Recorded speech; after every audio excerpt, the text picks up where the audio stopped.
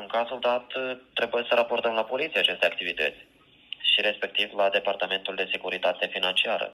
Hei, zilele trecute am primit un telefon ca multe altele pe care le-am primit și ca multe altele pe care toți românii le primesc. Deci, instituțiile financiare, chiar și poliția, transmit notificări. Ar fi vorba despre furtul și compromiterea datelor personale.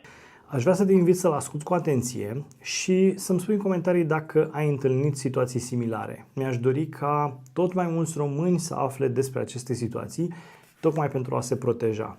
Din ce în ce mai multe apeluri legate de bănci, acțiuni, situații cu care se confruntă poate copilul tău, cunoscuții tăi, vor fi apeluri telefonice care te vor pune în situații sau în diferite situații când trebuie să-ți folosești răbdarea, calmul și gândirea critică.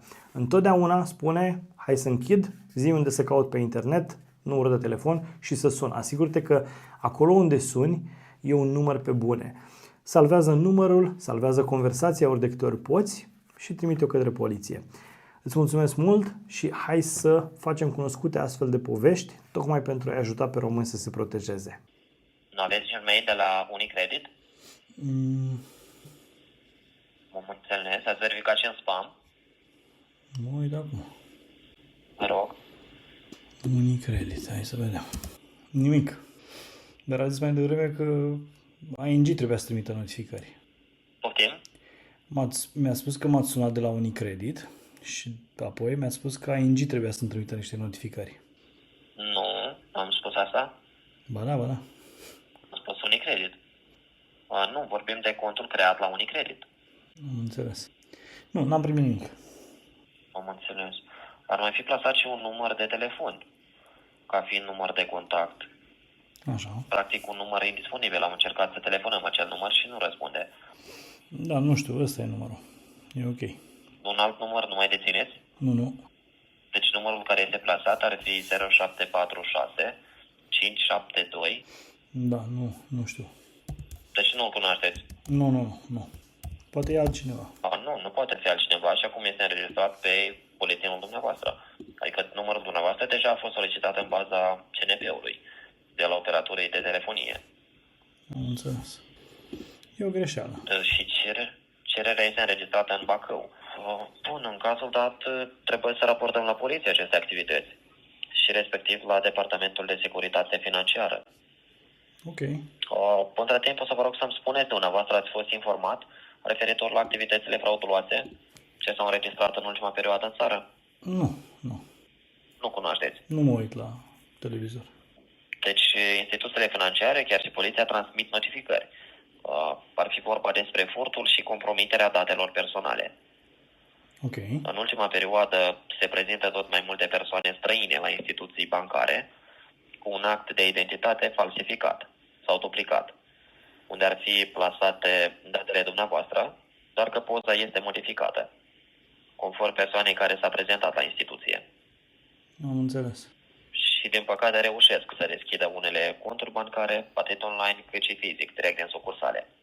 Da, nu știu, o să sun. La ce sucursală să sun, să întreb? Unicredit din Bacău, agenția 9 Mai, numărul 54. Ok. Dit. Bacău. 9 Mai. Eu voi transmite și la departamentele băncilor dumneavoastră să se verifice dacă nu au fost înregistrate și acolo asemenea activități. În acest moment, cu ce alte instituții mai dețineți relații de colaborare? Cu Revolut. Deci Unicredit și Revolut. Da. Adică trebuie să fixăm toate produsele bancare care le dețineți, respectiv dacă se vor mai înregistra și alte solicitări, produse bancare sau alte operațiuni, vor fi considerate o tentativă de fraudă. Și respectiv nu veți avea dumneavoastră obligația financiară față de acel produs. Ok. Așa. Vorbind de solicitări similare de împrumut, personal dumneavoastră ați solicitat un astfel de împrumut în ultimii ani? Nu. Deci nu dețineți o rată lunară Nu. în acest moment. Așa. Persoana gerant, codebitor la alte împrumuturi? Nu. Deci automat orice altă solicitare va fi considerată o tentativă de fraudă. Ok.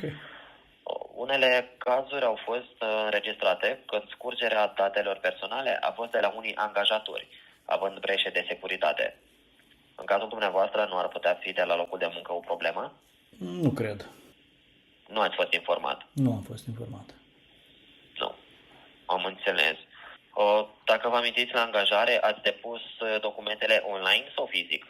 Online. Online. Prin adresa de mail care v-am comunicat-o? Da. Nu ar putea fi spartă? Adică nu ar putea fi de acolo anume sursa scurților informaționale? Nu poate fi spartă. Nu poate fi. Am înțeles. Dar când ați trimis recent sau acum ceva timp? Acum ceva timp, de mult. Am înțeles. Probleme la adresa de mail, probleme de securitate, mă refer, nu ați întâmpinat? Nu. Notificări de alertă că se încearcă conectare de pe un alt dispozitiv sau... Nu. Bun.